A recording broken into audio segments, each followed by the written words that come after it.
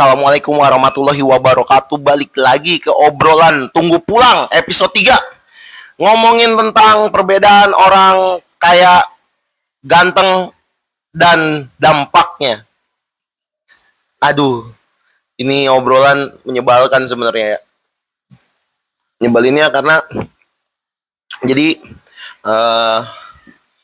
tadi saya sempat bukan tadi sih, pokoknya saya sempet tuh ke rumah sakit, ke satu rumah sakit yang antara IGD terus informasi sama bagian parkir motor. Ini yang jadi soal, jauh banget ya.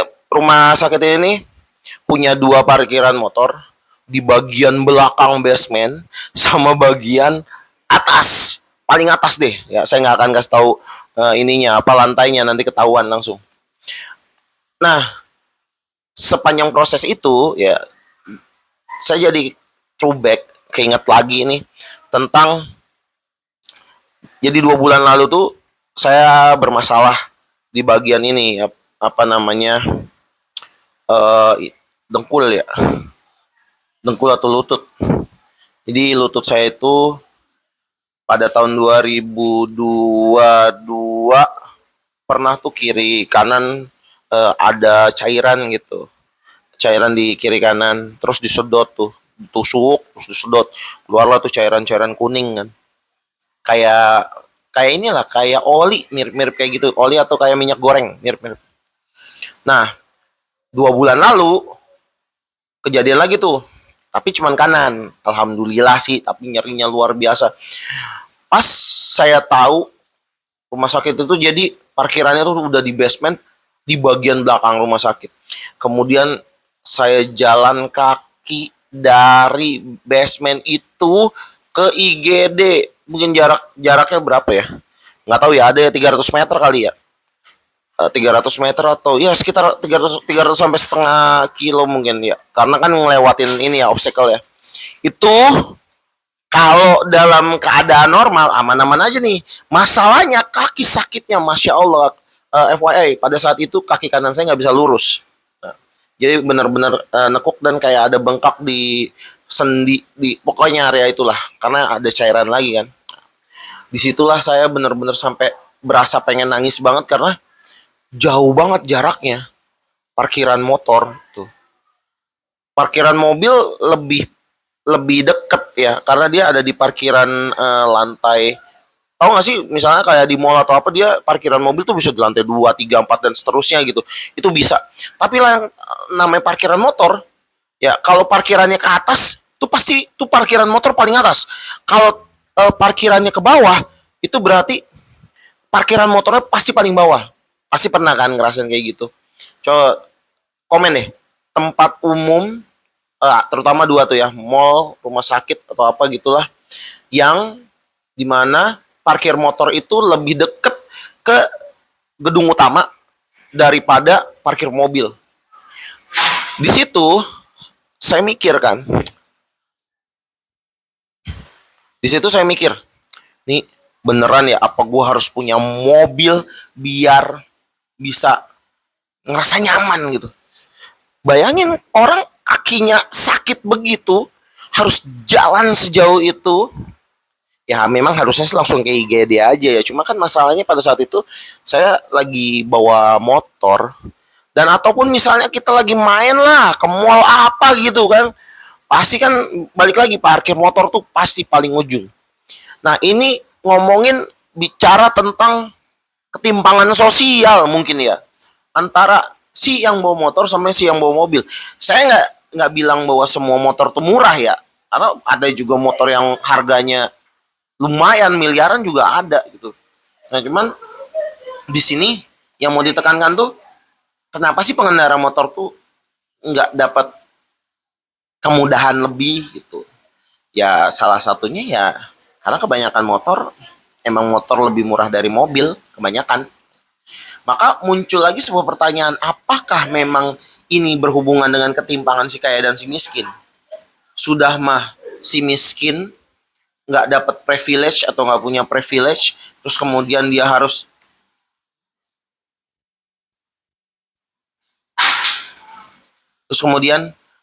dia harus berusaha, ada effort lebih gitu untuk melakukan sesuatu, dan seolah-olah si kaya tuh dapat privilege lebih.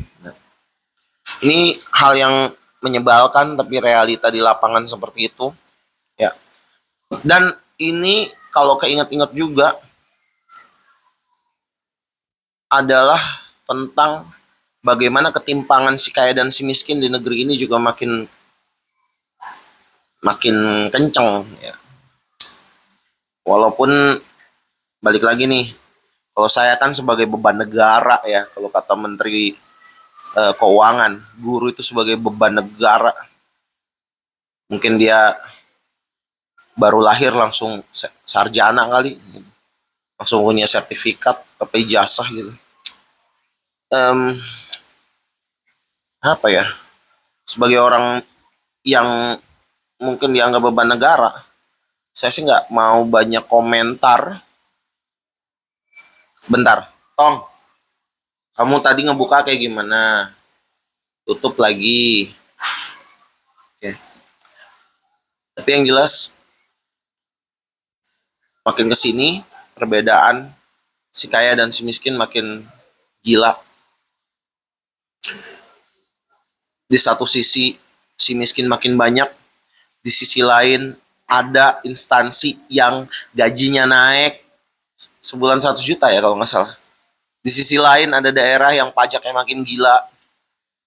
Di sisi lain ada gaya hidup hedon. Ketika rakyatnya makin susah, ada wakil rakyat yang pesta-pesta, joget-joget. Bukan nggak boleh joget sih sebenarnya ya.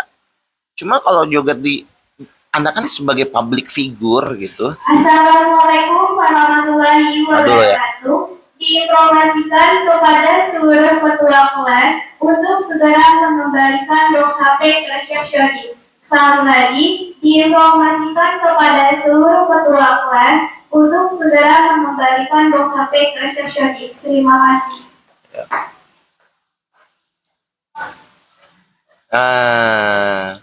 Ada sinarnya nih.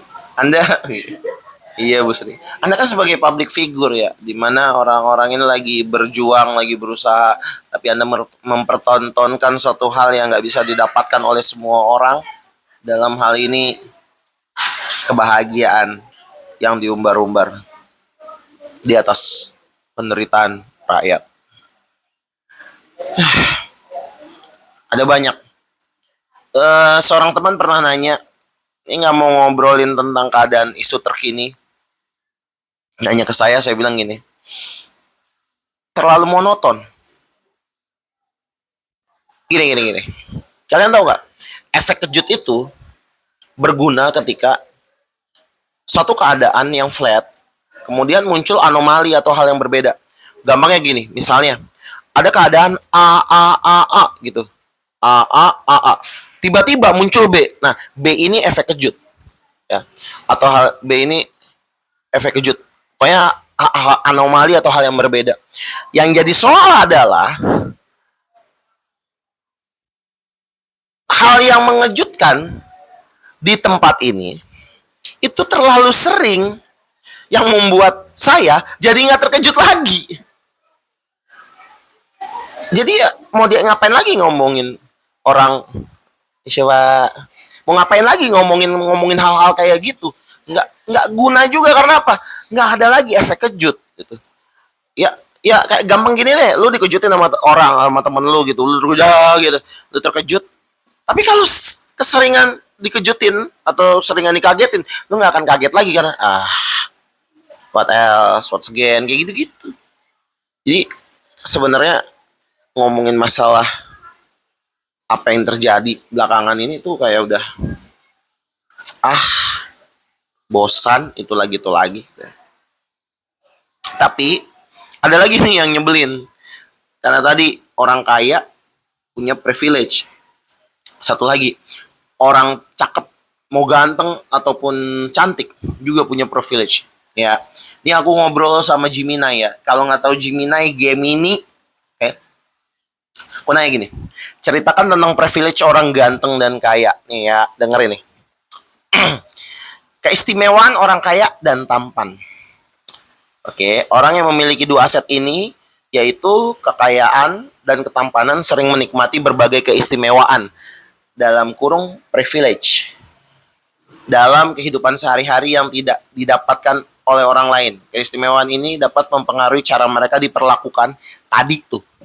Kesempatan yang mereka dapatkan dan persepsi orang lain terhadap mereka. Kemarin siapa yang bilang ya? Lupa lagi. Pokoknya gini, kalau ada orang ganteng ataupun cantik melakukan kesalahan, pasti gampang banget dimaafin. Bandingin kalian lakukan orang jelek, pasti di kolom komentar isinya udah jelek, maksiat lagi. Kalau orang ganteng ngomongnya gini, ya namanya juga manusia. Dah, manusia punya standar ganda, udah kaya motor, standar ganda. Tuh ya, nyebelin emang.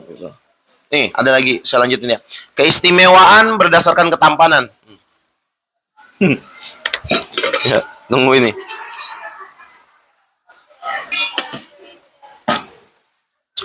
Ketampanan fisik seringkali memberikan apa yang disebut halo effect. Ini adalah bias kognitif di mana satu sifat positif seperti ketampanan membuat kita secara tidak sadar menganggap orang itu juga memiliki sifat-sifat positif seperti cerdas, ramah, dan kompeten. Ini yang nyebelin nih. Mentang-mentang ganteng, terus kemudian dia bisa dapat whatever, dia dapat apa aja. Gue ngerasa nggak ganteng sih, atau walaupun gue juga nggak bisa bilang gue jelek ya. Ya sosok lah di tengah. Kalau yang depan lewat saya nih baru ganteng nih Pak Ferry. Follow aja IG-nya ya @ferrysupriyadi. Tuh. Nih lanjutannya. Peluang sosial dan profesional. Pria tampan sering lebih mudah diterima dalam lingkungan sosial dan profesional. Mereka lebih mudah mendapatkan perhatian, diajak berinteraksi, dan bahkan mendapatkan promosi pekerjaan. Pembelajaran kita hari ini akan segera berakhir. Sebelum mengakhiri, mari kita menyanyikan lagu daerah. Bapak, Ibu Guru, Tata Usaha, Cara dan lagu daerahnya? Nggak tahu. Berdiri.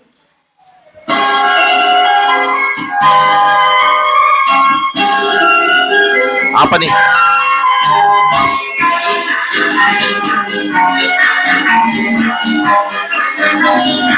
Gundul-gundul pacul. Gundul-gundul pacul-cul. Belengan. Bunyi-bunyi wapel. Belengan.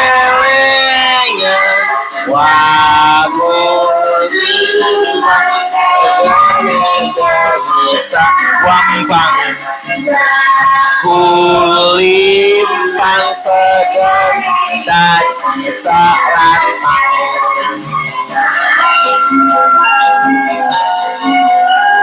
jadi sarantang lepas cel-cel kemeleyan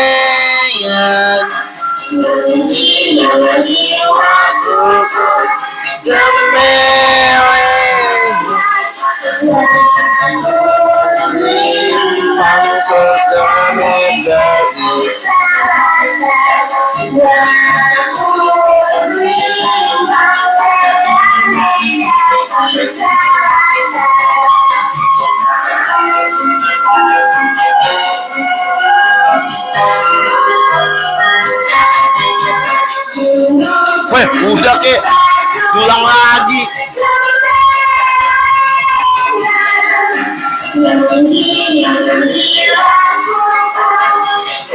Semenit habis buat lagu ini doang. Mohon maaf ya kalau copyright. Copy left ada nggak copy left?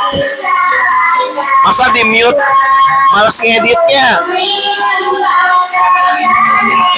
Udah ya, nikmatin aja nih.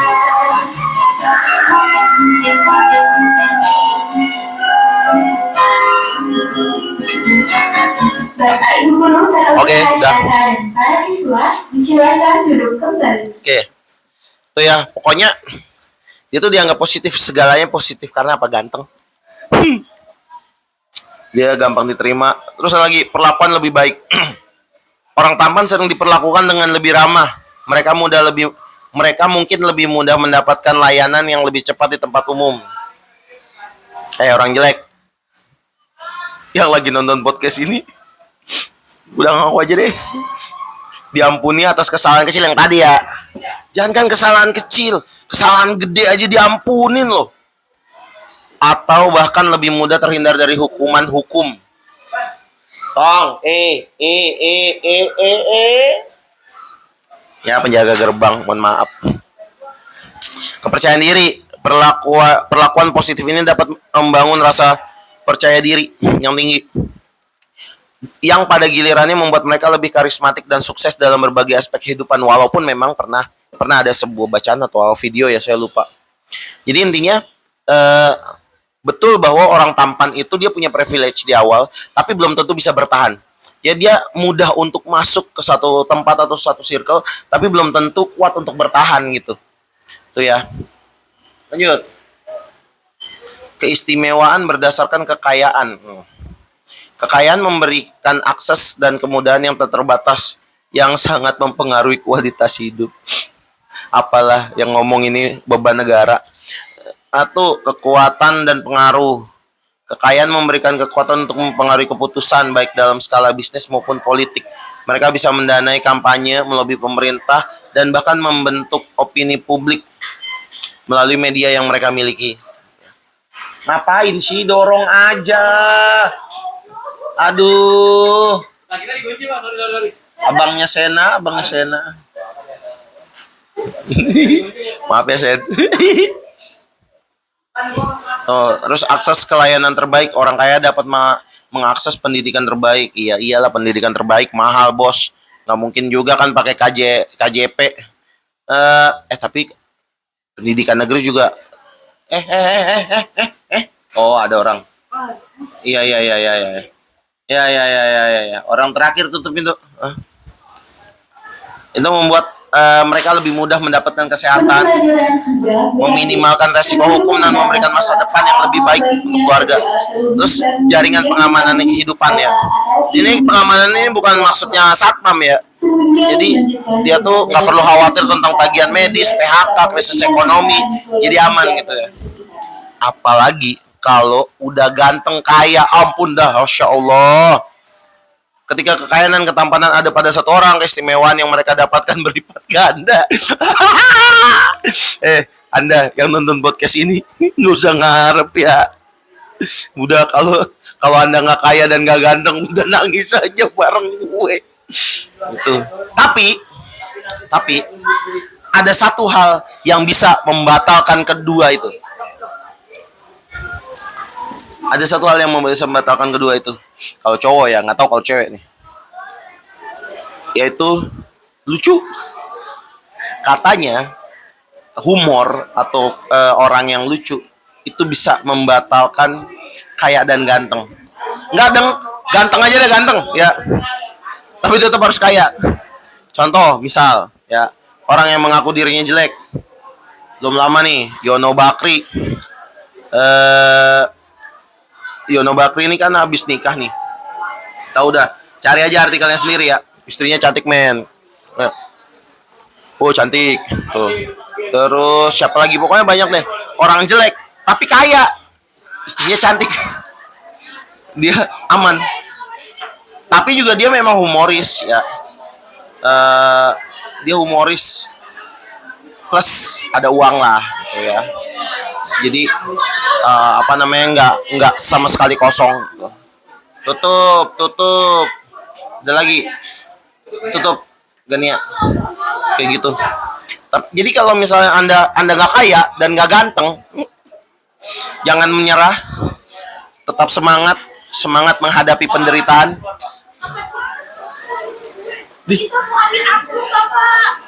Oke. Ya. Nih, ini adalah salah satu orang ganteng di 17. Namanya Duen. Wen, gini Wen. Sini. Saya mau nanya.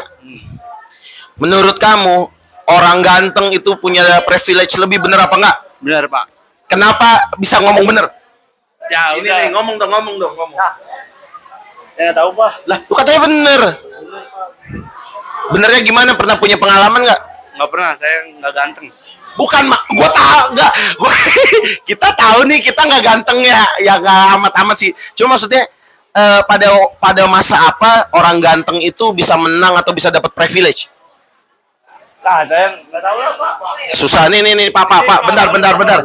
Nih, apa? Oke, ya Duen nyerah. Parah banget ya, ditanya padahal Duen. Pokoknya gitu ya, nyebelinnya. Orang ganteng bisa dapat privilege, apalagi orang kaya. Tapi ingat, inilah adilnya Tuhan kita. Tuhan kita tuh nggak ngelihat kita ganteng atau kaya. Kalau kaya masih bisa deh. Tergantung banyaknya amal. Kalau kaya tapi medit, nah itu amalnya kagak ada. Kalau udah ganteng, ya ganteng mah udahlah, nggak ada urusan. Kalau humor ada sih ya, bagian dimana kalau kita nyenengin orang kita dapat pahala gitu. Ada tuh kayak gitu. Jadi masih bisa gitu. Makanya yang paling penting adalah kalau menurutku ya, tetap bagaimanapun berusaha jadi orang baik itu tetap keren sih. Karena pada akhirnya kan yang nilai sebenarnya bukan orang lain tapi Tuhan gitu. Soalnya kalau udah Tuhan yang nilai, mau kayak gimana pun gocekannya, tetap aja kau akan baik. Nih Pak Holis nih sebenarnya nih yang mau diajak. Nih satu pertanyaan nih, jawab cepet aja ya. Kasih satu cerita di mana orang ganteng itu punya privilege. Orang ganteng punya privilege ketika ngantri di keramaian. Diduluin ya. Bapak ngerasa ganteng emang. Oh, berarti Bapak keselak mulu ya. Emang kita orang-orang jelek suka keselak. Ya, pokoknya itu ya. Tapi ingat, jangan pernah menyerah untuk jadi orang baik walaupun Anda gak ganteng, gak cantik dan gak kaya. Itu aja. Tadi dulu podcast ini selesai. Oke, Bel. Assalamualaikum warahmatullahi wabarakatuh. Bye.